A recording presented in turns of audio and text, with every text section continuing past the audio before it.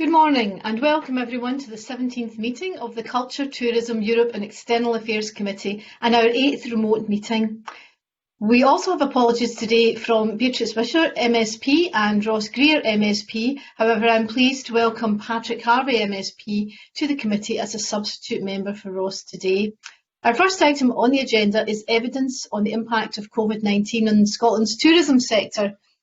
We were being joined today by Malcolm Roughhead, Chief Executive, and Riddle Graham, Director of Industry and Destination Development at Visit Scotland, as well as Mark Crothall, Chief Executive of Scottish Tourism Alliance. However, due to technical issues, Mr Roughhead is not joining us at the moment, but we can hope to connect him soon. We do, however, have Mr Graham and Mr Crothall with us. I would remind members to give broadcasting staff a few seconds to operate your microphones before beginning to ask your question or to provide an answer, and I would be grateful if questions and answers could be kept as succinct as possible. Members will wish to note that Mr Roughhead, if he does join us, has to leave early. Before we move to questions, I'd like to invite Mr Graham and Mr Crothall to make brief opening statements. Who would like to go first? Mr Graham.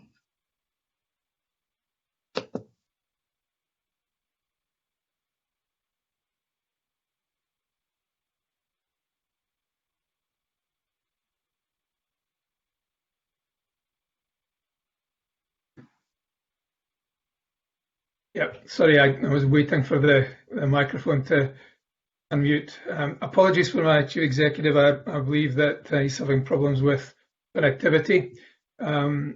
Just to say, Visit Scotland has been heavily involved throughout the pandemic in supporting businesses throughout the country. And in my role as Director of Industry and Destination Development, my team have been at the forefront of engaging directly with over 10,000 businesses on a regular basis, providing them support, information and advice. In addition to that, I have chaired a meeting of the Scottish Tourism Emergency Response Group, which is made up of representatives from the Scottish Government Tourism Team, from Scottish Tourism Alliance and Mark Crothall, and also the key enterprise agencies, Skills Development Scotland, and importantly COSLA, representing all the local authorities.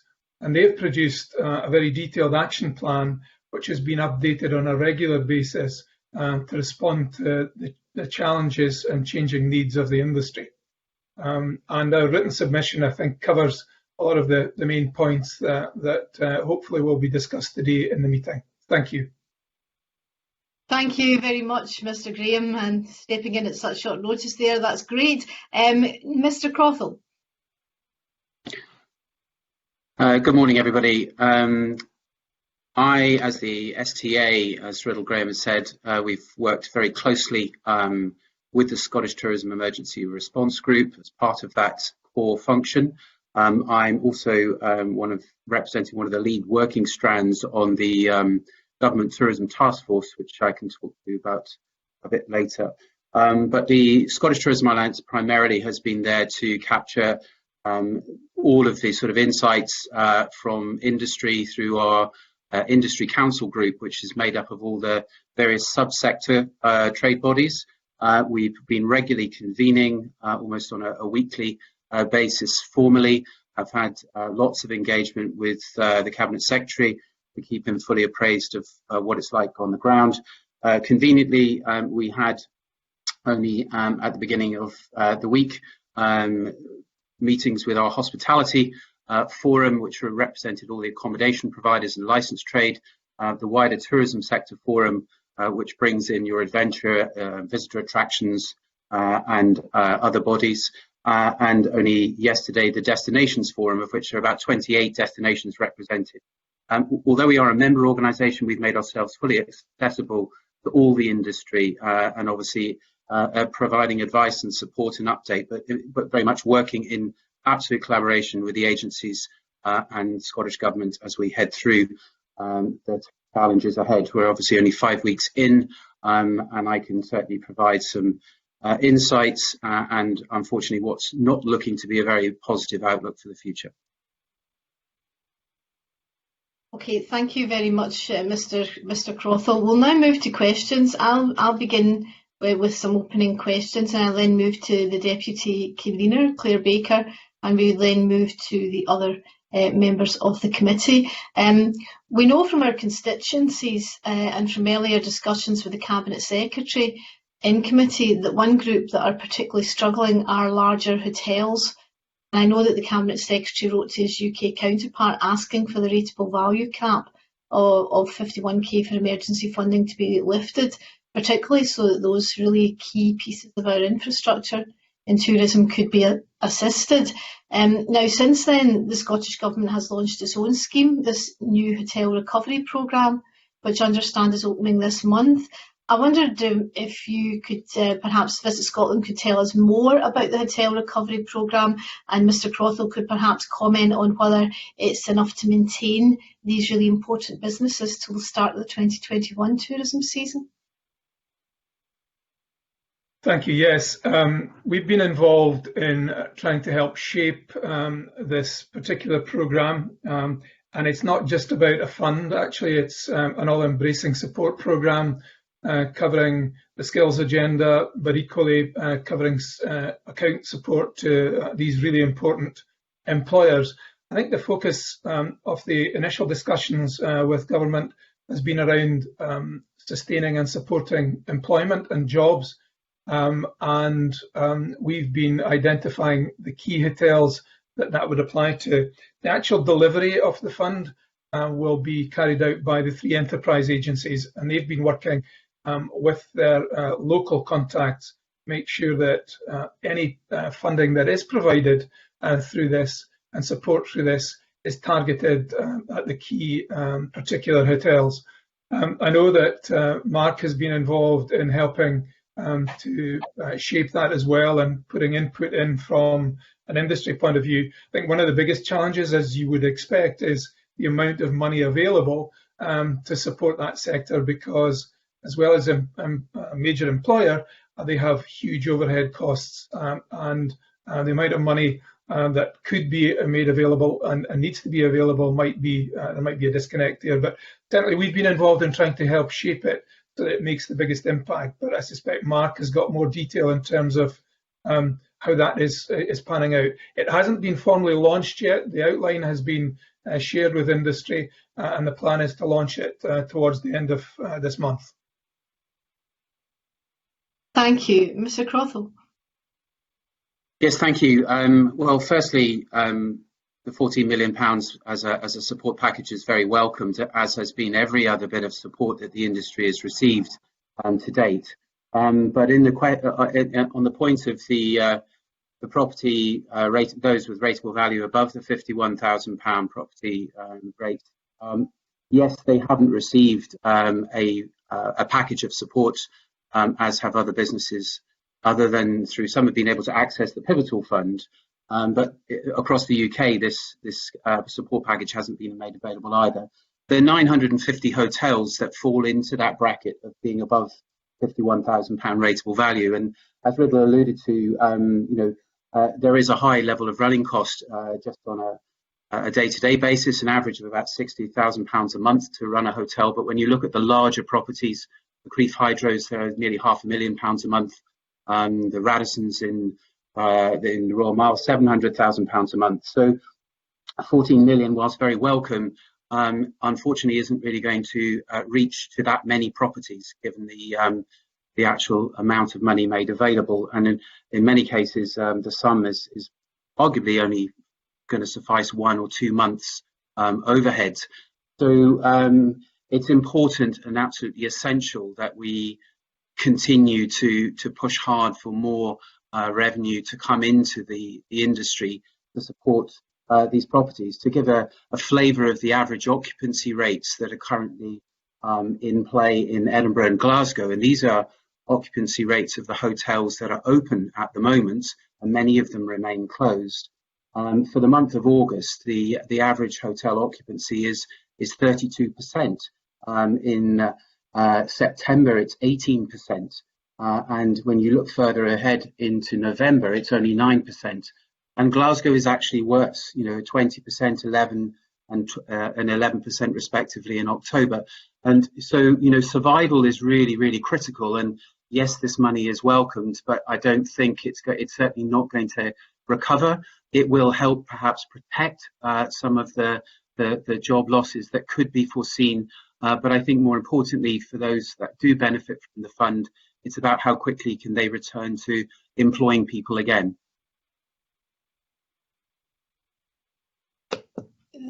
Thanks very much for that. Perhaps you would like to say more on what would help. Obviously, there's more money. Yeah, everybody would like more money, but if there are structural measures that would help, and also in the STA submission, you talk about the structural change in tourism industry as a whole, perhaps a move away from quantity to quality.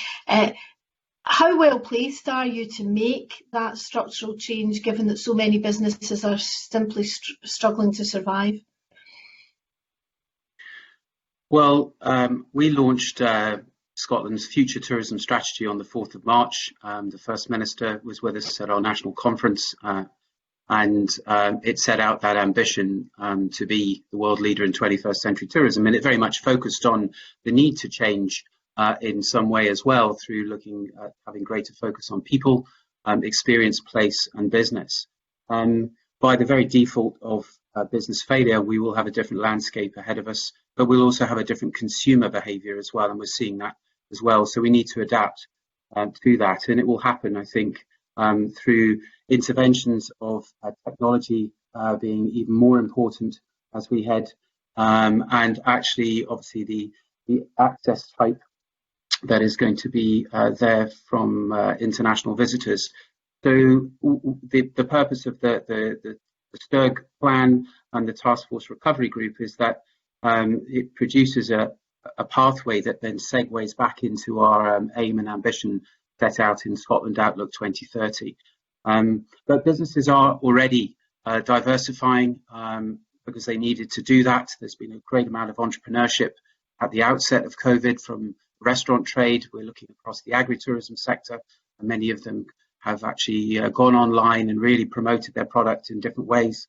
And they've had to be innovative. And I think through working with the likes of the Travel Tech Forum and interface programs and academia, but in a much more collaborative way, which has certainly been something that we've all been doing since the outset of this pandemic, we will find ways of presenting tourism slightly differently, but what we mustn't lose is our identity as Scotland, and that's our hospitality, our welcome, and of course, the core assets that we have, which we know people still want to visit and enjoy.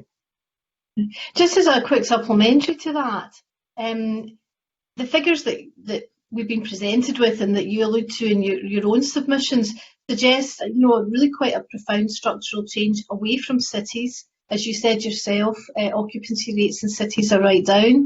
I think it was the OECD said international tourism has fallen by 60%. We're seeing some recovery in rural areas and in self-catering.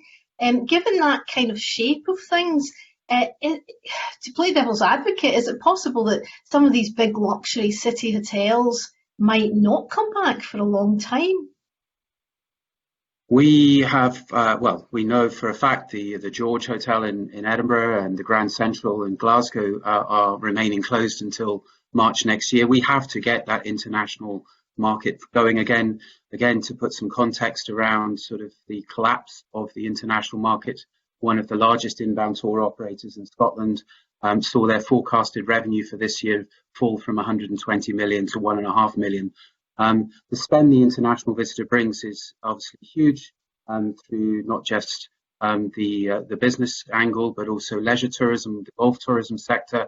There's so much dependency on having that market. So there's an awful lot of room stock, there's a lot of investment, and we need those city centres to be vibrant again. And it's further impacted, of course, at the moment by the fact there is very few workers in those city centre environments that's providing the daytime trade as well.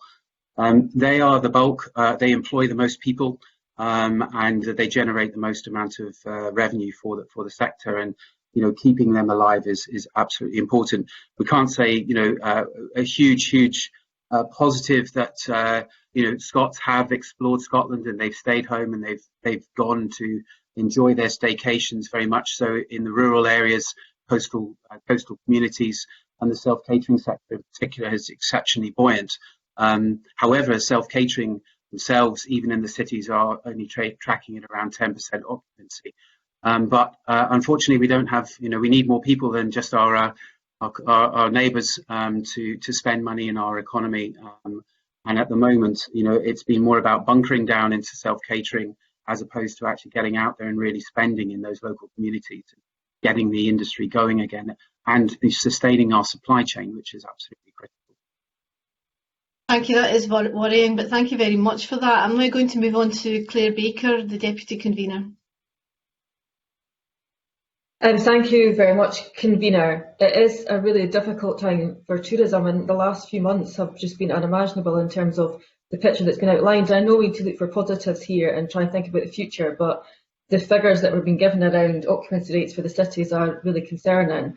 And while we may see a shift towards self-catering and more rural tourism, the amount of employment, as Mark has outlined, really lies within the cities. So as the furlough scheme is due to come to an end, can the panel maybe discuss how they see the level of redundancies that are coming, whether the large hotel fund, which is very welcome, is enough to sustain employment in the sector, or are we looking at a significant number of redundancies across the tourism sector?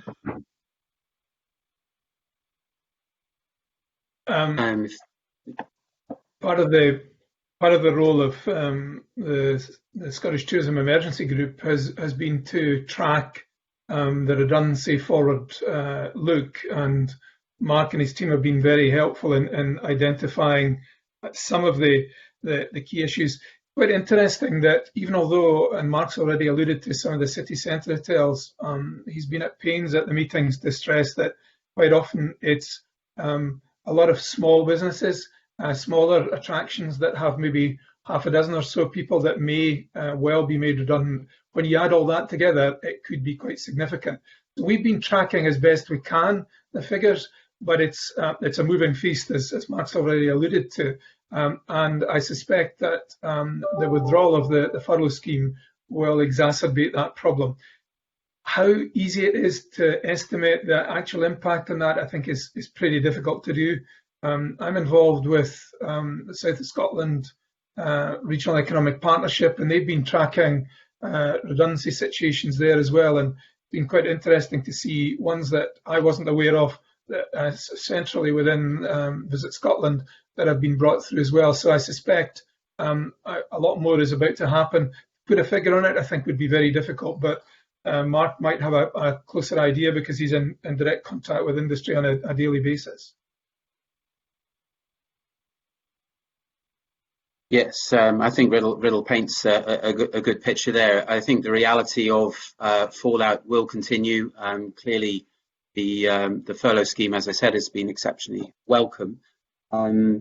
The demand, as I've sort of alluded to, in terms of future occupancy levels, really are ones that will force decisions on hotels to have to make those decisions. I think in the nearer time as well, and I think it still depends a lot on whether some of the industry can start to reactivate itself, or aspects of the industry can start to recommence, and particularly events. And I'm not talking about just the sort of larger scale events. I'm talking about functions and meetings that would take place in hotels through the autumn, winter months. Obviously, Christmas party season, we probably think that that's gone, but there are a number of other opportunities, and those types of that type of activity also helps retain workforce. So if that doesn't kick in reasonably quickly, then that will also have a bearing on how businesses reach their decisions to let people go. But we put a rough sort of estimate at the outset of this situation of the potential. And the number was sort of mid-range, around 70,000 jobs could be lost as a direct result of this if recovery didn't happen quickly. And at the moment, the indicators are to get back to anything like the levels of business that we were in 2019. The forecasters all predict that to be around April 23. I was on a call with the Deputy Governor of the Bank of England last week, and again, that modelling is suggesting the same. So we talk about recovery a lot at the moment, and right to do so. But as one of my colleagues who was on that call with the Bank of England said, I think we're very much still in the rescue position, and that fallout of workforce is unfortunately going to only increase by the day. And furlough, where there is no alternative, and there's contributions needing to be made, businesses are just not going to be able to sustain that. And small businesses, as Riddle quite rightly pointed out, there's lots of 2s and 3s, double-digit numbers, but of course what you're seeing in the media and hearing about are obviously the bigger numbers, unfortunately, that those large businesses are having to recalibrate. Thank you, and thank you. The other area Mark referred to was the supply chains, and that's another area where they're under significant pressure. In my own region, Alison Wholesale, who are based in Glenrothes, they've reported this week the losses they have and the amount of produce they've had to dump because of out of sale dates. We've had representation as a committee from the coaching sector, and obviously as the coaching sector declines, it has an impact on hotel occupancy. Often the two businesses are linked, and we've seen the collapse of the Bay chain of hotels, which is linked to the coach sector. So as the Scottish Tourism Alliance and Visit Scotland, what kind of engagement do you have with the supply chain, and what pressures do you see in the supply chain? Obviously this will impact on wholesale, on laundry services and a host of other businesses that are connected to tourism. How do you see the impact of this situation on them? I think that's a really good point, and I think what the pandemic has outlined, and I vividly remember this in 2001 with foot and mouth disease, that's the unintended consequence. The parts that people hadn't realised were connected are often as, if not more important than the mainstream that you read in the press. Interesting you mentioned the supply chain. We're about to, and I think hopefully today it will be announced, a new events support fund, which we're administering on behalf of government. And that is focused entirely on that part of the events sector. The supply chain are people that have lobbied very strong and hard about their particular needs, given the fact that, as they've said, they were the first to close and probably the last to reopen. They've had a huge hit in terms of being able to carry out any kind of activity at all. So this fund, and I know it's targeted at events, but is trying to resolve some of the issues that you've identified there in relation to supply chain. One of the other things that we've talked about is that a lot of the supply chain people are hugely supportive from a sponsorship point of view in terms of a lot of the activity that we carry out. And that you mentioned laundry. Fisher's Laundry are one of our key sponsors in terms of our Thistle Awards, for instance, and are obviously key patrons of the Scottish Tourism Alliance. So it's companies like that that have always been very supportive, that may well be struggling in the future to find funds to do that kind of activity. So we're certainly engaged right across the piece, as I know Scottish Tourism Alliance are, and we are concerned about that part of the industry as well. Thank you very much. Sorry, Mark. Go back. Sorry, yes, sorry, just going back into your question. I mean, many of the supply chain are actually members and have been increased their engagement with us on a daily basis throughout the period of the pandemic. And Riddle referred to Fisher's Laundry there as an example. Unfortunately, they had to shut down one of their plants. They were doing roughly 2.5 million pieces of laundry a day. Went down to 90,000. As a ballpark, they service around 60% of the accommodation sector across Scotland as a whole, and they're about 50% of their capacity. So it's very much in line with the occupancy levels that we're seeing up and down the country. The Confederation of Passenger Transport, who represent the coach sector, are also one of our council members, sit around our table. We have, again, regular engagements with the Scottish Wholesale Association, and many suppliers to industry, because if we can't keep the supply chain stable, then obviously the front end delivery becomes very, very challenging, and in some cases impossible.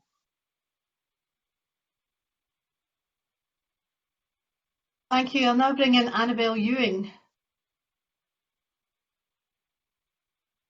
Thank you, convener. Good morning, panel. And obviously, there's just so many issues that need to be considered very carefully here. And I take Mark's point he made a moment ago about the fact that actually you're very much focused on rescue and not recovery at this point. But nonetheless, obviously, it is really important that through the dark days, we also look to see what's coming down the line in the next 2-3 years. And I just wonder, to the extent that it's possible, also including in terms of resource at this point, to what thinking is to look at what our tourism industry is going to look like 2-3 years down the line.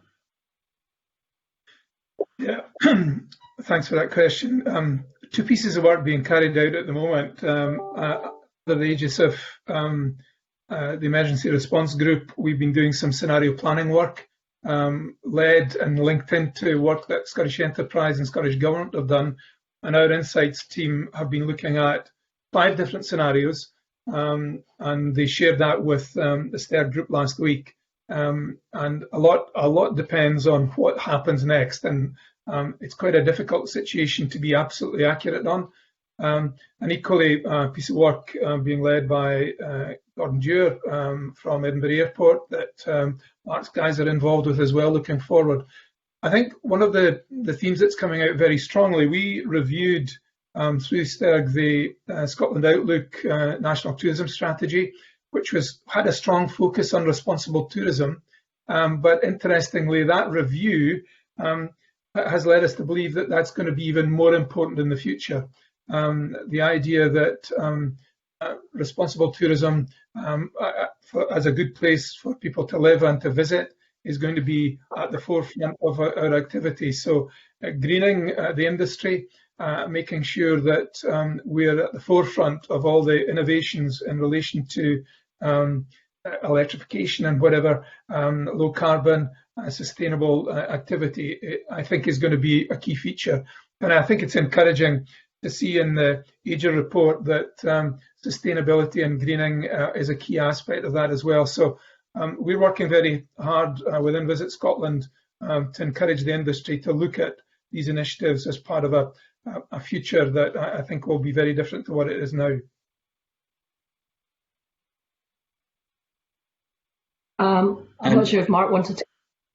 Yeah, I would just come back in there and I go back to the reference to the strategy. The strategy was developed, in full collaboration and with a huge amount of industry input. So there is aspiration and desire for industry to come together and be more responsible, and certainly to make us more sustainable. From a business point of view of sustainability, it became very apparent. I think the average number of days lifetime a business had was about 23 days before it fell into severe difficulty with cash flow. But there are a lot of, the way people will travel. We're having to combat almost some of the do's or the don'ts of the sustainable green agenda. We're seeing much more plastic in the operation, obviously more people travelling by car. But around our table again, the likes of green tourism, we're working very closely with Zero Waste Scotland and other organisations to make sure that we drive out that green future. And I think that's absolutely right for us to do. Will set us apart from our competitors, and being competitive is going to be even more important in the months ahead than it's ever been before. I thank both gentlemen for those comprehensive answers, and it is heartening to know that a lot of thought is being given to this and where our niche will be in terms of particularly quality. Obviously, the issue of connectivity was touched upon there, and we think, when we think about connectivity, primarily of air connectivity, and it would be interesting to hear the thoughts on where we think we might be in 2 or 3 years' time in terms of international connectivity as regards air. But of course, air is not the only option. I am the MSP for Rosyth, and of course, the issue of the Rosyth passenger ferry, there have been discussions that have taken place, have not gone anywhere for different reasons. But I would have thought now is the time to really get behind this as an option and to see what could be done. And it would be interesting to hear, in particular from Visit Scotland, what role they see that they might have in pushing for connectivity via Rosyth? Thanks for that. I think you're absolutely right. I mean, our most important international market, as I'm sure you're aware, is North America, and right now the number of flights coming in with North American passengers is very limited, understandably so. And near Europe is without a doubt our second most, France and Germany, and we are going to be targeting that at the appropriate time. And I think you make a point very well indeed in terms of passenger ferry capacity. A lot of arrivals into Scotland arrive through England, through London and through Manchester in terms of the international flights, but also all the ferry connections are based south of the border, although there is one just south of the border in Newcastle, which we obviously tap into. I remember very strongly falling out with Northumbria Tours Board years ago because they were pretty unhappy with all the passengers coming off and turning right and heading into Scotland rather than staying in Northumberland. So I think there is a significant opportunity there. We are looking at rejigging a lot of our marketing activity to target those markets that are going to bring us the biggest return. To pick up Mark's point earlier on, without international visitation, then the industry is bereft in terms of the amount of spend that it achieves. And I think we would be delighted to work with the appropriate authorities in the Rosyth area to look at what the logistics are in terms of passenger ferry reconnection into Rosyth. I remember when it was operating and it had an impact, and it would be good to see, given the changes, as Mark's already alluded to, in terms of consumer behaviour, if that could be reignited in some way. So happy to work with those bodies.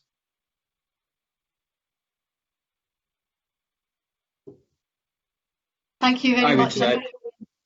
Sorry, I would just echo what Riddle's just said there. I think we have to think around consumer sentiment and how people are choosing to go on ferries or large ships at the moment, but also the Scandinavian market as well have intimated, there is demand from there. So certainly the more opportunities of getting people here from foreign shores, the better. Thank you. Thanks very much. We now go to Patrick Harvey. Thank you, convener, and good morning to the witnesses. As the convener said at the start, I'm substituting for a colleague. I'm not a long-term member of this committee. In the last session of Parliament, I was on the committee that dealt with tourism, and I remember many conversations there about the level of reliance on aviation for our tourism industry, partly as a missed opportunity to grow domestic tourism and surface-based travel, but also the potential vulnerability. Now, at that time, those issues were around things like volcanoes and terrorism, but also obviously the climate agenda and the recognition that there is an impossibility in the aviation industry's aspiration to eternal growth if we're going to have a survivable response to the climate emergency. So the question I was going to ask leads on quite nicely from this tension in the conversation so far between the desire for getting back to lots of international tourism and the desire for sustainability. We're likely not to see aviation regrow to the immediate pre-COVID levels, at least not for a good number of years, and probably not ever. We're probably going to have to be adapting to a world that flies less. What does the industry need to reorient itself? What does the industry need the Scottish Government to do specifically to reorient itself around a greater reliance on surface travel, a greater reliance on domestic and near-field tourism, and a recognition that just flying in ever more people is not just unrealistic, but is not going to be a path to a successful, vibrant tourism industry in the future? Wow, quite a challenge, and you're absolutely dead right. There is, without doubt, a tension between the two, and I think there always will be. I think several points there.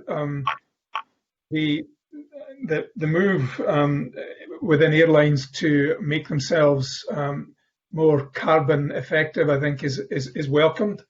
People will still want to travel. However, I think you're right. What the pandemic has outlined is the huge demand for domestic travel within Scotland and also within the rest of the United Kingdom. And that has, I think, opened the eyes of a number of operators to that opportunity that's not been the case in the past. People for the first time have rediscovered their own country, for instance, in Scotland. And without that boost, I think we would be in a much worse place than we are at the moment. I think there is a real challenge. I mean, North America, I believe, I think you're right, it won't return to what it was like before, but North America will still remain a very important market. And the business tourism market, all the indicators that I've seen in relation to meetings and incentives and conferences is going to return. The idea that Zoom replaces everything, I think, is not the case. Certainly the insider information from people in that part of the industry indicate that will be something that will return. How long that's going to take, I just don't know.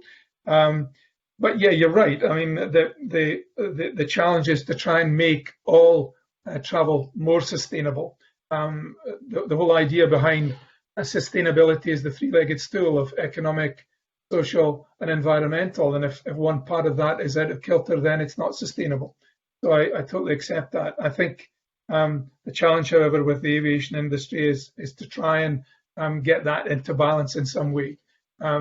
My concern has always been, of course, that as soon as people are able to travel, again, whether we like it or not, people will start to return to the sun destinations, as has already been seen earlier this season. So I think you ask what the Scottish Government needs to do, and I think it's about recognising that it is about balance and that it's not always about mass tourism and that there are other ways of accessing the country and travelling around that are more sustainable than purely relying on the aviation industry.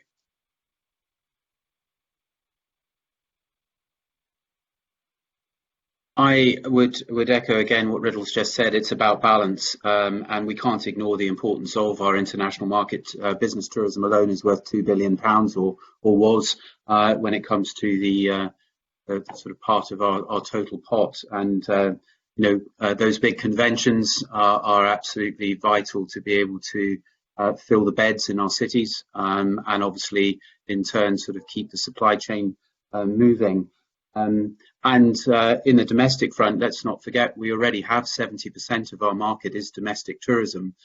So we've been very much weighted towards that. How do we improve it? And I think many more people have explored Scotland, and there's still plenty more to see and do. We need to definitely continue to put more investment into our infrastructure to accommodate those that are visiting out and about into the rural areas in particular. There's been some real pinch points and challenges in those parts of the world with car parks and toilet facilities. We've seen a growth in the camping and caravanning community, and with that has brought some real challenges around camping. But we also have to consider the affordability of our domestic market in being able to have that spending, that disposable income to be able to spend as we would want in those communities too. So it is balance, and it is about protecting those routes.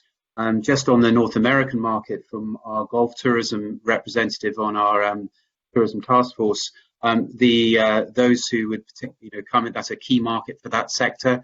They are actually now looking at deferring what they previously planned as being 2021 dates into 2022. So still demand, still appetite, but at the same time, there is a hold on that. So diversification and getting more people exploring Scotland, but making it easier for them to do so is going to be really important. Thank you. I suppose I'm still a little concerned that there seems to be more interest in how do we get back to previous travel patterns rather than how do we adapt the industry to what's to come. And I think there's going to have to be a reckoning with climate reality at some point. But I also wanted to ask about the the idea of building back better, which is a slogan and a kind of catchphrase which has caught on about how do we use this crisis that we've been living through to try and build a society and an economy that works better. And the Scottish Government is quite clear that it wants recovery from COVID to be about building a fairer, greener and more equal society. So in that regard, how does the tourism industry and how do we help the tourism industry prevent what's going to come from leading to another race to the bottom on employment standards, on pay within the sector? A great deal of tourism and hospitality work is low waged, is below the real living wage. How do we prevent a race to the bottom and actually support the industry to build back better and address issues like some of the unethical practices like unlawful short-term lets, and make sure that we're focusing instead on lawful business operations in areas like accommodation and hospitality? Can I go first here? I think certainly through the Task Force Recovery Plan and recommendations, it sets out a number of areas where we believe if we get the right balance, and using that word again, to allow businesses to charge a fair rate for their services and be able to then pay their employees a fair wage and grow their experience, and also at the same time pay their supply chain a fair amount of money for their products, that will all lead to a much better place. And I think this is a chance to recalibrate some of how we've worked before. There are a number of measures that we would look to governments to consider around the sort of current regulations and taxations, and how can we reduce some of the cost to businesses to allow further investment into people. There is a commitment or recommendation in our workforce recovery plan, and as there was in the Scotland Outlook programme, to a fair and safe work charter to really make sure that our people, which is one of the key priority areas of how do we invest in our people and retain people. It seemed quite bizarre only pre-COVID that we were actually in a desperate situation of not having enough of a workforce to be able to maintain the likely demand that we were facing, and now obviously having a situation where we've got a huge amount of displaced workforce. So protecting the workforce and getting them back and seeing making tourism as a career of choice is very, very much high on our agenda. But to be accessible at a fair price, we've got to be able to have some, I suppose, offsets and trade-offs in the modelling of a business to allow them to be competitive, reinvest in their asset, invest in their people, and recover over a period of time. But at the same time, importantly, be competitive against our wider destinations. And those businesses are committed to do that. So working together, I suppose, through this process has certainly opened up the eyes of many more to the complexities of the management fiscal levels of a tourism business, as opposed to it being just assumed that there's lots of people, owners of businesses, making lots of money at the expense of others. I think in addition to that, I think Mark touches on a really important point, which is around the skills agenda and making sure that we have not only people well paid, but properly skilled in relation to all the activities that they need to deliver in terms of that fairer and better agenda. And we're working really closely with Skills Development Scotland on a whole range of initiatives there to ensure that happens and supports individuals to get the right kind of jobs in the right places to support that. We're totally committed to the fairer and more equal agenda within Visit Scotland, and all the engagement we have with the businesses that we engage with is re-emphasising that very point.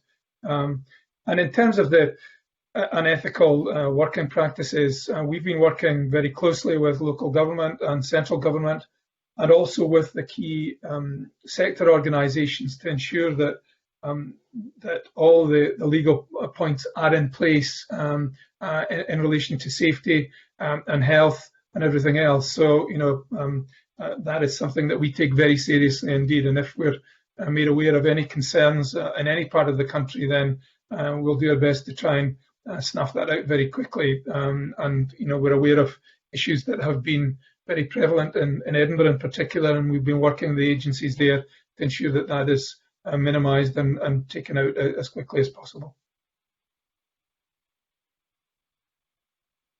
Thank you very much. I'll now move to Oliver Mundell. Thank you, Convener, and good morning to the witnesses. In the past few weeks, we've seen polling in a national newspaper suggesting that a significant proportion of Scots want English visitors to be quarantined. I've seen your government advisor suggesting that English people are spreading the coronavirus, and had confirmation that Visit Scotland has been getting a lot of pressure from the industry to target visitors from outside Scotland, especially, and I quote, given the recent negative anti-English sentiment. In that context, why do you think the Scottish Government wanted to remove references to England in recent Visit Scotland promotional activities? And can I ask Riddle, did you ever get a good explanation? Are you both embarrassed by the growing perception that Scotland is not seen as being a welcoming place to millions of customers who are often the only lifeline for much of the tourist industry? Yeah, just to be clear on that, we were given guidance by Scottish Government that to launch a major campaign UK-wide, not just England, but UK-wide beyond Scotland, would not be the right thing to do at the time, based on the medical evidence that we were getting. So they were obviously much closer to the medical advice than we were, and lo and behold, 2 days after that advice was given, then there was a significant outbreak in the north of England, which we were unaware of, and I suspect Scottish Government officials on the health side were, and that made it absolutely sensible. There seems to me no point whatsoever in promoting tourism to parts of the country that have particular issues. I mean, a classic example would be, why would we promote Scotland in North America when they've got huge problems there with the virus? So I think specific references to England, I don't think was the case. It was just simply, can you put on pause the activity that you were planning until such a time that it is safe to do so? And I think that makes absolute sense. There is no point in wasting money promoting to destinations where, in fact, it would be nonsensical to do so. Interesting point about Scotland not seen as welcoming. Certainly my experience a few miles along the road in Kelso, just outside where I live, seems to suggest that that is not the case. And certainly the feedback we're getting throughout the country is that there are significant numbers of English visitors around, and the welcome is as strong as ever. Inevitably, you will always get a small minority that spoil it for the rest, and I don't think that the media coverage was representative in any way of the welcome that Scots are providing visitors from all over the world, and particularly those from England, our most important domestic market. So certainly the experience on the ground suggests that that hasn't put people off, and in fact the opposite, that they've been welcomed with open arms and encouraged to stay in areas that they otherwise probably would not have come to this year, given the demands from other parts of the country. So of course I'm always embarrassed at things like that, because I think it does nothing to support the well-being of the industry, but I think that was a minority view, and one that I think is not representative of the rest of the country.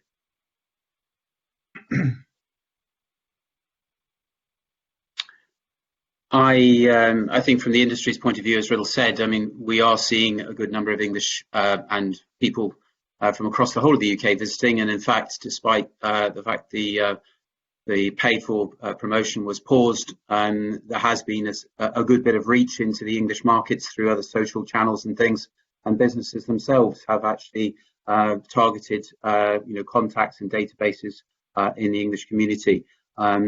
It's important that we continue to convey a really strong message that the industry is very much open for business, but it's got to be done responsibly, and obviously I think the industry respects, not at the cost of public health confidence or indeed the impact on the local communities. But I go back to the point that whilst staycation has been very good, and we've had a lot of Scots, spending out and about, booking, self-catering holidays, we must get more people here to be able to drive the level of spend into the local economies to make the industry sustainable and those businesses sustainable. So volume of visitor, but equally, quality experiences need to be given. And without question, from speaking to many of my colleagues, the welcome that they are seeking to give anyone who visits from any part of the UK or otherwise has always been one that is of which you would expect from a Scottish hospitality business. And seeing Facebook reports and hearing of stories of those who have visited here, they've all gone away feeling, having had a great time. And the sentiment trackers and certainly the indicators from Visit Britain still show that Scotland is a destination of high choice from many of other people in the UK. But it doesn't help the media portraying things in the way that they have done. And as Riddle said, I think there are a few, but we need to eradicate the few. Thank you for those answers, and I do respect what you're saying. However, there's no doubt in my mind that the failure of the First Minister and other senior figures in the Scottish Government to shut down the perception that Scotland is closed to English visitors has badly failed the tourism industry and once again put politics before people's lives. One individual business that's been in touch with me in recent weeks said, "We're just one tourism business, but we've been inundated with angry calls, many turning into cancellations due to the alienation created from Holyrood and the messages on many border roads like the A1 telling visitors to stay away. The Scottish Government should reflect on how much of tourism is UK based. My own border business is on the front line of the north-south divide being created, and this must be hurting others too. No wonder they are concerned when they've got guests contacting them stating, please cancel our booking for 8th August, owing to speculation from the Scottish First Minister that English visitors may have to quarantine on arrival in Scotland. We've decided to give Scotland a miss this year." Another guest emailed them saying, "Just checking everything is still as per our last email and everything looks okay for our stay, especially with Nicola Sturgeon threatening to quarantine us nasty English people. This is pretty grim and reflects what lots of people are saying to me. What are you specifically doing to help reverse the damage before it's too late? And will you raise the issue again with the Scottish Government and restart the pause campaign activities? And can you guarantee that visitors from elsewhere in the UK will be given that traditional warm welcome you talk about when they choose to visit?" I think the answer to that is absolutely yes. We will restart the activity as soon as it is sensible to do so based on the health and medical advice that we're given.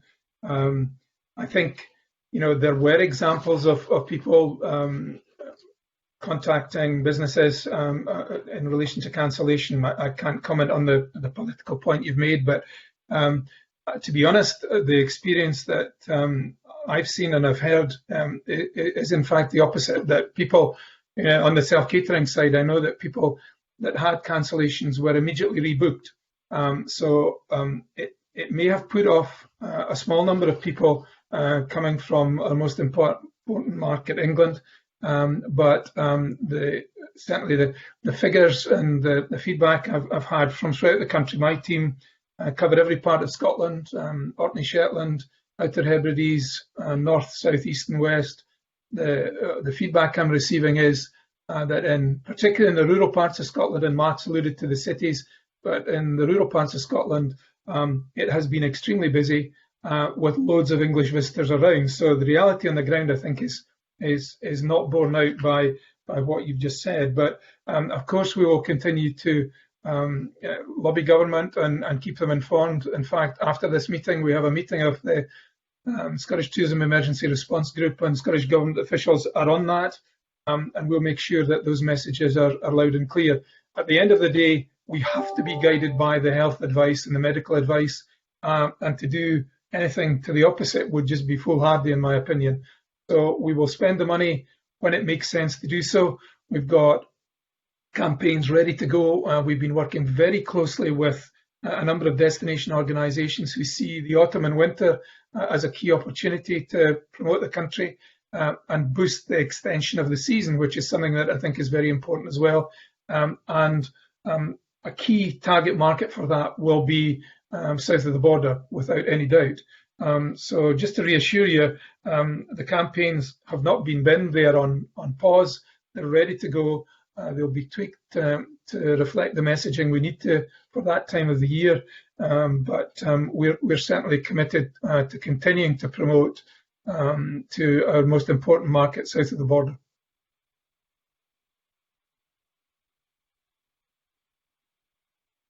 Again, you've quoted some examples there from businesses. I mean, we had similar quoted to us, but there were a reasonable number from different types. But once those individuals or the business owners had actually spoken to them, as Riddle said, many of them rebooked and were reassured. I think there was some confusion as well around the when can I access, because we had some divergence from the situation south of the border, and those were, people were calling up from the south wanting to check that they could still come in their bubbles or how Scotland was operating. But on the scale of those that initially sort of backed out, there was certainly not the numbers that were perhaps portrayed. But the marketing has to happen, and it needs to happen when it's right to do so. And businesses themselves, of course, are marketing into those communities too, to get people here. And our outlook for October and the extension of the English half-term holidays, again in the rural parts and the self-catering sector, looks very, very buoyant. Thank you very much. We'll now move to Stuart McMillan's questions. Stuart. Thank you, Convener. Convener, just before I ask my questions, I just think it'd be worthwhile actually for our colleague Oliver Mundell to reflect upon some of his comments a few months ago.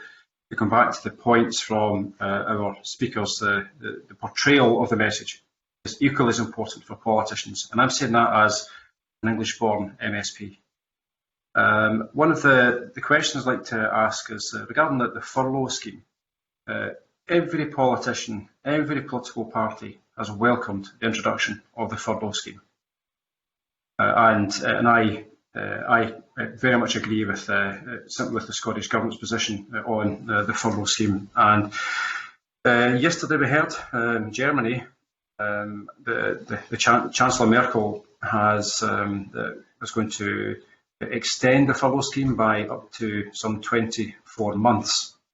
Now, in terms of the panellists in front of us, is that something that they would actually want to see happen, certainly in Scotland, but also UK-wide? To actually help and assist with the promotion and marketing of Scotland as we go forward, bearing in mind the comments and the questions from Annabel Ewing earlier on. I think the one thing I would say is that the industry feed into the emergency response group has been very loud and clear, which is that all these schemes have been hugely welcomed and they have helped businesses through what has been an unbelievably difficult challenge. However, there needs to be a longer term commitment to support of that nature to ensure that we get through the winter months when traditionally businesses is much poorer at that time of the year. So I'm sure Mark's got much more to say about that than I have, but I think certainly the feedback has been very clear that extension of the furlough to ensure that we still have people to work in those businesses and be available, and the businesses being open, is something that would be welcomed beyond the current planned period. Absolutely. I mean, we can't underestimate the furlough scheme. I think I cried when it was announced. And the industry collectively across the UK are very much aligned to all of the asks and the needs for government responses to support us through what has been described as 3 winters and 1 in the reality that is, particularly where we have seasonal businesses, and some of our sectors have a huge skill set in there, in the visitor attractions sector, our outdoor adventure sectors. There are real key skilled people there, and because of the nature of the trading patterns, we would not want to lose those people from the industry. And likewise, our emerging talent that we have in the sector, and as part of our proposal within the Workforce Recovery Programme, we've submitted a possible solution or an avenue to try and bridge the gap between furlough, should it actually go, and protect that emerging talent group by part-time working and growing their professional skill set. But yes, a government scheme extension of the furlough scheme for the sector specific would be very welcome, and something that we will continue to represent. There has to be a cut-off point. I think Germany, thankfully, have set the bar. And if I refer back, I think, to the Chancellor saying that, we will be world leading and have the best scheme available, then, well, Germany has put out a furlough extension for a 2-year period. It does come at a cost, but actually the human element and the resource that we are reliant on for a successful recovery, we need to do all that we can to protect those that are still in employment and on those books. Otherwise, we're going to have a big challenge, and with Brexit looming as well, that presents further challenges on future workforce. There are a number of other, obviously, initiatives and things that we would like to see, which will enable that employment continue. The current Eat Out, the Help Out scheme, for example, 35 million meals have been consumed on that programme, but certainly the impact of that, of being able to keep people in employment and working over the early parts of the weeks, has been very beneficial too. So, but furlough would be, I think, a very, very, very much welcomed positive response. If it's a sector-specific furlough, that is something that we would look across where different parts of the sector are recovering. It may be tapered, but certainly supported. I would imagine you would also want the VAT scheme to be extended also, bearing in mind the campaign in the past regarding VAT. But my second question is regarding the cruise sector, tourism, and as you're aware, also I represent the Kinnimbrook Clyde constituency, and cruise tourism has been very much a growing sector in my area over the last decade. Clearly this year and next year it won't be, but as we do progress and as the economy does open up, would you be calling for, or would you welcome a particular advertising promotional campaign to encourage more people to once again actually get involved within the cruise sector, but also to assist with any local improvements and adaptations that would be required to actually help the tourists when they do arrive in Scotland, for them to get the best opportunity for them, but also a better economic outcome for each of the local areas. Yes, absolutely. And to that end, we carried out a piece of very detailed research. Hopefully it's going to be published in the next couple of weeks. And I was very keen to move away from the kind of demand side, and because we're very aware of where all the cruise liners are coming in and the volumes that are involved, to look at the potential impacts on the land, on the need for support services, and also on the need for infrastructure. As I'm sure you're aware, in some parts of the country, there has been a disproportionate impact on the environment. I'm thinking particularly in Orkney, where there's been some real challenges there, and that's why we were delighted to be involved in delivering the Rural Tourism Infrastructure Fund. That's been hugely successful in terms of trying to minimise some of the impacts of huge volumes of people being attracted. But you're right, I think one of the key challenges of the cruise sector to me is around turning the volume of visitors coming off these cruise liners into real spend on the ground, as it were. And I'm waiting with interest to see the outcome of that cruise report, and obviously we'll be delighted to share the results of that. But the focus has been very much on how we can improve the experience for cruise line visitors, and how we can generate more revenue for businesses on the ground that are benefiting. And I know different parts of the country are benefiting in different ways. Our concern, and it's always been the case, that with the huge increase in the size of some of these cruise liners, it can have a massively disproportionate impact, and I'm sure you're aware of that yourself, but it's been encouraging to see investment happening in quite a lot of the ports around the country to provide that first impression and that better impression. And then the key then is, and we touched on it earlier on, the people part. Make sure that the people that are there welcoming are giving them the right kind of advice and information to direct them to the right places to get the spend. So important market, you're right, it has been totally devastated. I'm speaking to a number of ports over the past 2 or 3 months, total lack of business, but an opportunity in the future, I think, to do better and to learn from the experience we've had so far. As you're aware, some other destinations throughout the world have been looking very closely at how they manage the whole impact of cruise liners. I'm thinking of Santorini and Venice, where the impact's been disproportionate. So, yeah, I'm happy to work with all the ports, and we're doing that through this research, and we'll continue to do through Cruise Scotland going forward.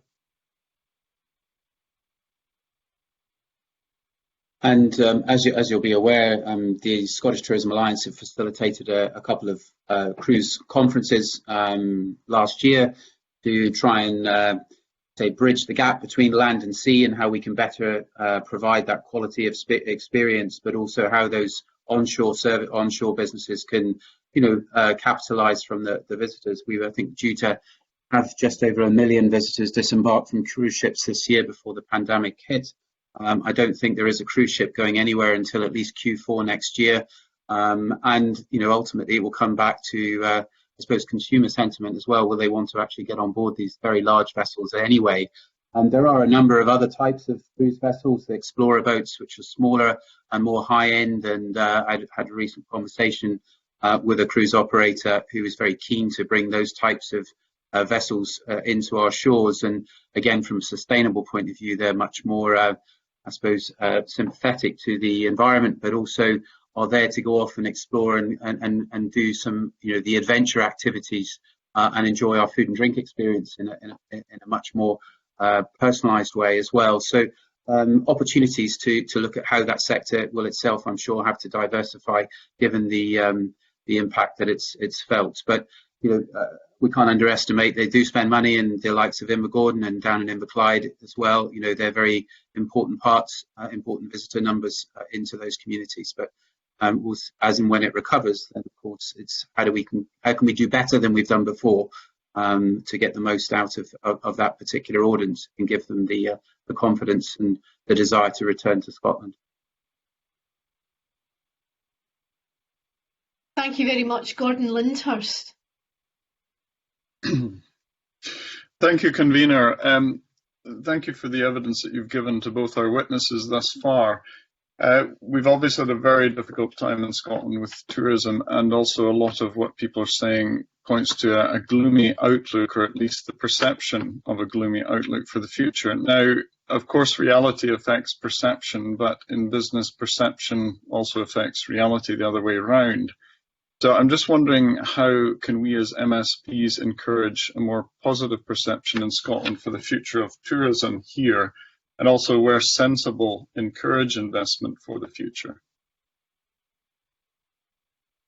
I think you make a really good point. I think the one thing to do is, as well as highlighting the real challenges and negativity, it is also about highlighting those businesses that are actually doing quite well. There are, from my own experience, a number of hotels in the Highlands, for instance, who are reporting 80% occupancy. There are a number of businesses, and Mark's alluded to them, that have been unbelievably entrepreneurial. One of the plans we have at the beginning of next year is to celebrate tourism in a way that we've not been able to before, and to look back over these dreadful past few months and pick out some real winners and identify the real opportunities in terms of a positive message. So I think you're right. Perception and reality are quite often the same, but quite often different. And I think it is about talking up the positives as well as identifying the negatives. There are huge opportunities that will come as a result of this pandemic, and we need to learn from them.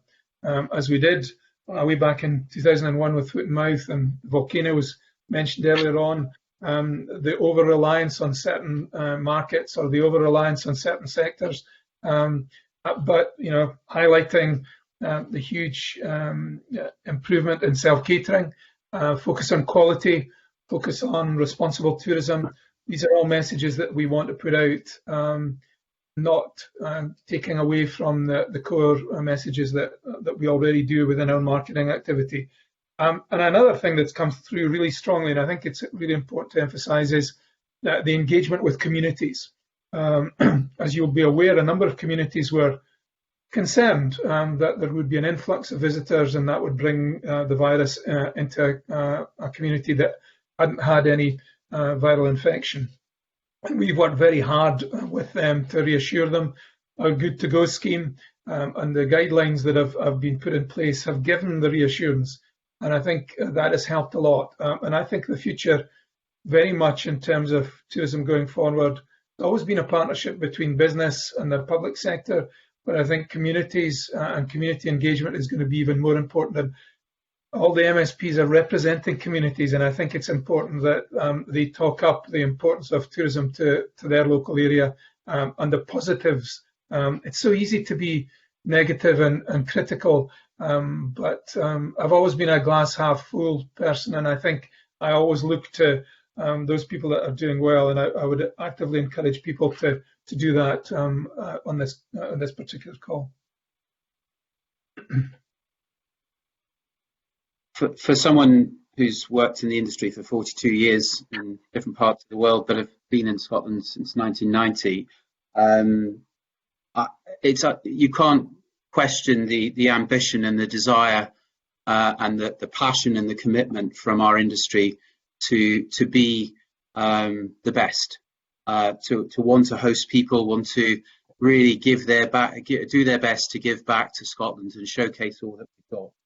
I think the one thing that this situation we find ourselves in, though, it has actually highlighted, as Riddle said, not just the fact that tourism does, it touches every part of the community, but actually it is a heartbeat of a community, and it touches many people's livelihoods in terms of their employment and impact on their own jobs. And, we are, though, without question, though, facing really, really challenging times. But celebrating the businesses that are doing well and the desire to do it, and actually, I suppose, working importantly with the industry to give good due consideration to the recommendations and the suggestions that would help leverage that recovery as quickly as possible, and ultimately we can become a mainstay employer. We had 250,000 people working in our sector. I believe we could still create many more jobs beyond that and be sustainable and be the best, but there's an awful lot out there.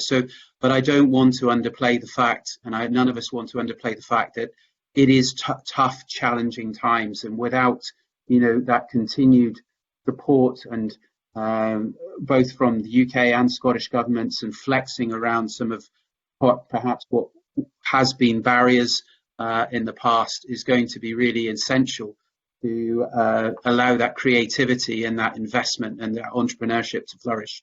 So it's working together in collaboration. And again, if there's anything that's really strengthened is the partnership working across the industry and the agencies together with the government, and I think communities as well, as Riddle's alluded to. Long may that continue, and it must strengthen further still.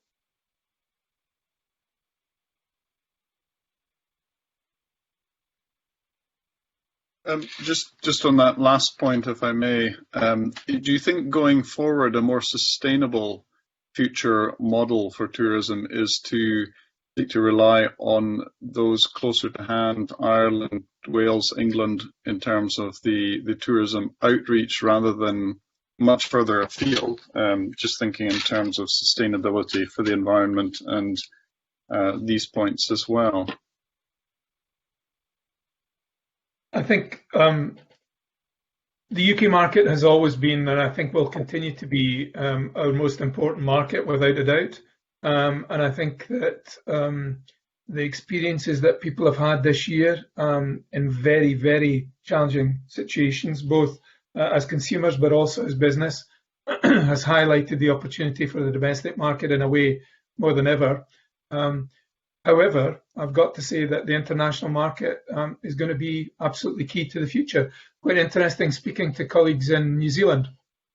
The New Zealand Tourist Board never ever promoted to New Zealanders because they never had to, because all their tourism was international.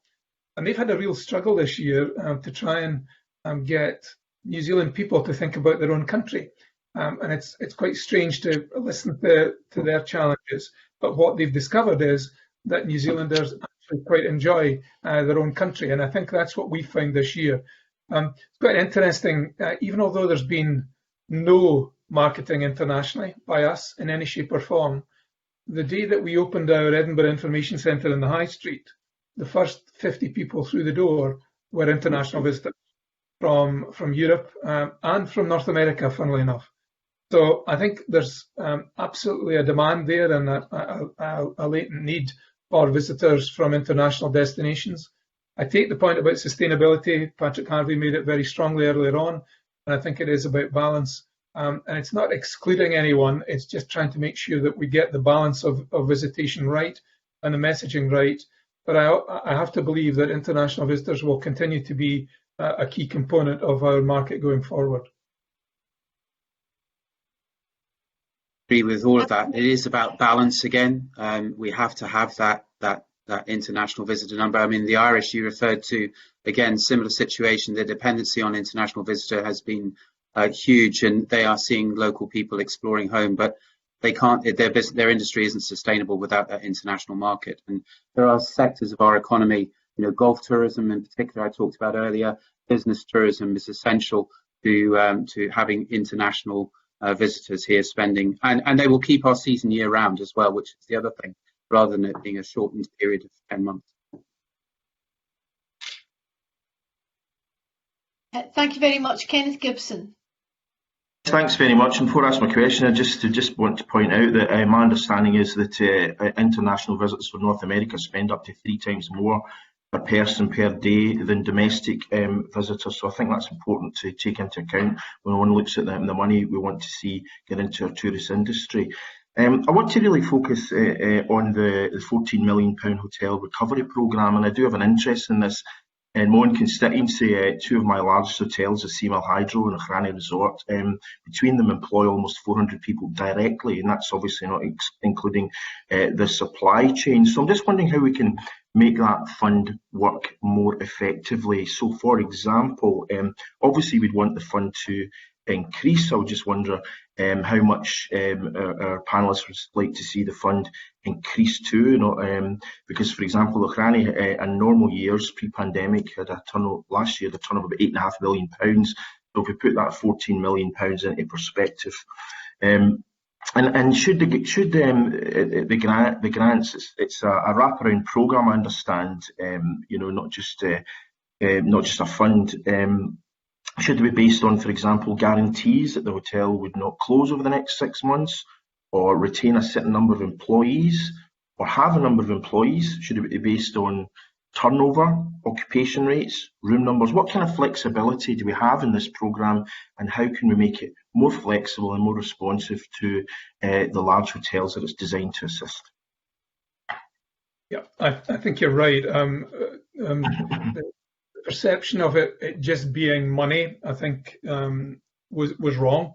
It has to be more than that. It's interesting.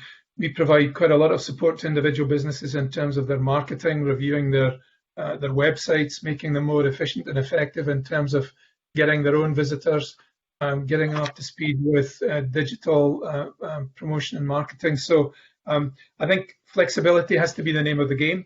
I know that the people that have been working on developing the scheme have looked at, and it's been changing as the programme develops, at a whole range of different things. Initially, the focus was on employee retention. So that was the key focus, trying to make sure that those businesses that employed a lot of people were able to continue employing them. But I think as they've looked at it in more detail, they've had to be more flexible in terms of the criteria that we're going to be using. And I think the final programme, when it's announced, will have that flexibility. But as Mark said earlier on, there's a significant number of hotels and accommodation providers that would fall into that scheme. So one of the biggest challenges, £14 million seems a lot of money, but in the big picture, to try and support, as Mark said, maybe 900 businesses that fall into that, if they were all getting some kind of equal share, then it's not going to go too far. So clearly it would be encouraging if that fund was able to be increased. By how much, I've got to say, but I would totally agree. It has to be flexible to recognise local needs. That's why I think it's good that the 3 enterprise agencies are taking a view of their local area. So how it will be applied in the south will be different to the Highlands, will be different to the Scottish enterprise area, all within an overall umbrella. They know better which businesses are at risk and which businesses can benefit more from the fund. But Mark's been heavily involved in trying to influence the content of that, so he's probably able to say a wee bit more on it. Thank you. Mark? Yeah, thank you. So, well, first and foremost, as I said, 950 hotels, £14 million doesn't go very far. So there will be, a lot of people that will lose out. You referred to Ochrane. I mean, there's one of the superstar hotels that's traded through coronavirus pandemic, I think, at near 90% occupancy, and once they've managed to overcome some of the ferry challenges, and great example of how businesses have adapted. The criteria that has been sort of initially set out has, as I said, been evolving over time, and there's been some good consultation with our colleagues at UK Hospitality and actual hoteliers themselves as to see how best this could fit the model. Importantly, it's about how those individual businesses are able to, again, support the local economies. There are employee numbers that are, again, linked back to the criteria qualification, and that the original proposal has, again, been flexed, recognising that those numbers of employees and businesses today are probably very different to what they were a few months ago. But the wraparound support, there are various different types of support, and it will be specific to each type of hotel. You can't deny the fact that hotels themselves have been really scrutinising every possible channel and avenue they could go down to make sure their businesses are sustainable and efficient. But as I said earlier, it's about how can those businesses accelerate growth, job opportunities in the future, and stay in business to be able to respond in a quick way. But what we would like is an awful lot more, and that will have to come as direct intervention through a broader UK package of support to be able to do that. We put forward some initial proposals, just sort of identifying the range of hibernation costs of business, which, as I said, for average hotels across the country, from the Trump Turnberries to smaller operators, is still £60,000 a month. And is there a way of having some package of support that would bridge the gap, that would allow businesses that assurance that level of monthly overhead could be sustained, but then as businesses trade, there would be a declaration of offset, so you could peg it back accordingly to what support that might be. But that's a sizable amount of money. And unfortunately, we are going to see businesses fail, and we're seeing many hotels close. And I would go back to those occupancy levels that I quoted earlier of the Edinburgh and Glasgow situation. Those are of the occupancy levels of the hotels that are currently open. Many of the hotels are not open. So at 9, 14, 18% occupancy per month of a collective of maybe 70 odd hotels, the demand is important, that we have to get that demand into those businesses to be able to justify having our workforce in there as well, because otherwise you're into just basic overhead. So is it a recovery program or is it a support program? And maybe the title of the actual program, the title of the package is not absolutely as it should be. But I know, working with the industry as the agencies are doing, we will hope that the best possible and the best appropriate package of support that will come with it will be announced and made available for those to apply. I think what's important is a comment that the STA put in its submission, which says that, and I quote, tourism requires a detailed solution. And some of the funds that we've talked about, for example, the £20 million Creative Tourism and Hospitality Enterprise Hardship Fund, Pivotal Funds, Bed and Breakfast Hardship Fund, and 2 new packages worth £15 million. There's been a lot of kind of drip and tap effect. So what kind of detailed, comprehensive wraparound solution are you looking for? I mean, you talked about, for example, the UK. I take it what you would like is the UK and the Scottish governments to sit down and produce a kind of envelope which includes all the kind of issues which are affecting the industry with realistic funding. I mean, obviously you won't get everything that you're looking for given the tightness of funding, but what would be the key components and how could we structure that detailed solution, Mark? I think our submission, as you'll see, was a few weeks back when the committee, the Cabinet Secretary. But you're right. I mean, there has been a drip feed of various support packages along the way, and don't get me wrong, they've all been very welcomed. But we do need to have, as an industry, a much more clear line of sight and pathway to recovery. And the task force recommendation, both from a Scottish perspective, and I also sit on the UK Tourism Industry Council, and there's a similar visitor economy recovery programme task force taking place there, is ultimately to set out the asks and the proposals that would actually enable businesses to plan ahead and build their recovery in a much more structured way. So we understand that we're not going to be sort of having to maybe wait and see too often of whether we will or we won't get.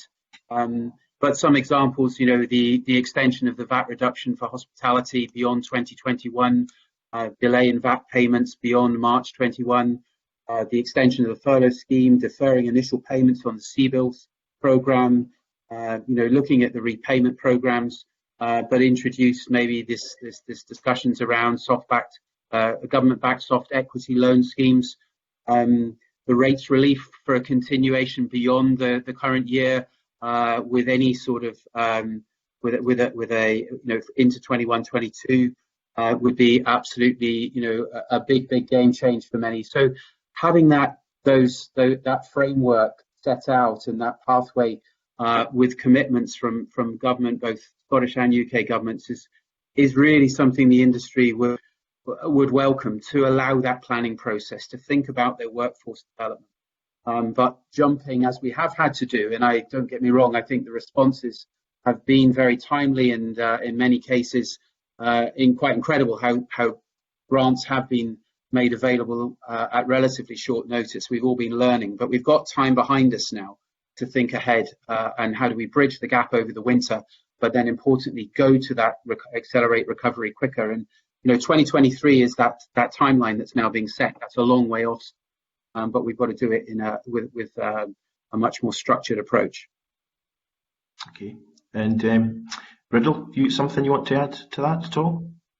No, I think actually your opening remarks, asking the question, were absolutely spot on. It can't be purely about money. It has to be a whole series of initiatives. And I think the one thing we've learned is that all these funds have been welcome, but they have been, in some cases, a knee-jerk to a particular issue. I'm thinking about the self-catering fund, where a number of people slipped through the gaps there, and that we've tried to fill that.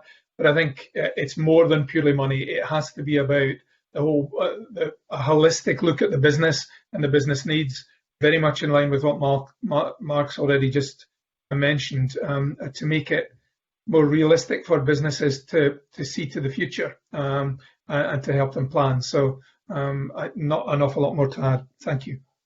Okay, thank you. And thank you, Convener. Thank you very much, and thank you to both our witnesses for joining us today. Just if I could just ask a closing question to Riddle, how has COVID-19 impacted on Visit Scotland's spend and activity plans for 2021, and has your budget been reallocated? Have any adjustments been made? Yeah, I'd say quite significantly, as you could imagine. So we had just finished all our budget planning and allocated resources accordingly, and then lo and behold, the virus hit. So what we've done is we've basically repurposed everything. The strongest focus of our budget now is on marketing at a time when we're able to spend that. We were able halfway through the year, and I detected a real concern amongst destination organisations that they could be struggling with their membership subscriptions. So we set up a separate fund from our own budget to support them, and we had incredible support. 80-odd destination and sector organisations benefited from £500,000. We waived the fee for quality assurance, which was a £1 million hit on our budget. But again, we felt that it was important to support individual businesses who were committed to quality. So all of the other activity that was planned has basically been put on hold. You can imagine our travel and subsistence budget has been effectively non-existent because staff have been working from home since the 16th of March. And we have a board meeting in a couple of weeks' time to revisit the budget going forward. So it's been completely repurposed. The other thing to say is that encouraged by the industry and part of the emergency response group, we've put in quite a significant bid for additional resources for the end of this year and next year from Scottish Government across the three main strands of the Tourism Task Force around stimulating demand, around support for business, and also significantly about infrastructure, trying to extend the reach of the Tourism Infrastructure Fund, which is a £3 million budget in the current year. We've already got bids that potentially will come through to the tune of 12 million. So there's a real demand there. So yeah, to reassure members, our budget has been completely repurposed, and we have a bid into government to see if that can be enhanced. As you know, Riddle, this committee is responsible for the pre-budget scrutiny, so we'd very much appreciate if you could keep us up to speed with any plans in that area and details of the bid that you've just alluded to. Yeah, I'm delighted to do that. A lot of thought and work's gone into where we see we can make the biggest difference. And what we've tried to do is to align those asks to the Tourism Task Force area of activity, which I know the final meeting of that I think is next week, when the submissions are going into the Cabinet Secretary for them to then be considered in terms of appropriate resourcing. So yeah, it's been, I think, very encouraging to be working with the industry in a way that enables us to strengthen our case to government. It's not just here is Visit Scotland asking for more money. This is about Visit Scotland as part of a wider approach that has the support of the industry going into that budget reassessment process. Thank you very much. That's very helpful. And that now concludes our questions and our evidence session. Can I thank you both, Mr. Graham and Mr. Crothall, for your evidence today. I'm sorry Mr. Roughead wasn't able to join us, but there were insurmountable technical issues, I'm afraid. It has been very helpful, and we will continue, of course, to look at the impact of COVID-19 on tourism in Scotland, because unfortunately it's not going to go away, as we've heard today. The committee will shortly consider the evidence held in private, and that now concludes the public part of this morning's meeting. Thanks again to our witnesses, and I will allow a couple of minutes for members to have a comfort break before we resume in private session. Thank you very much.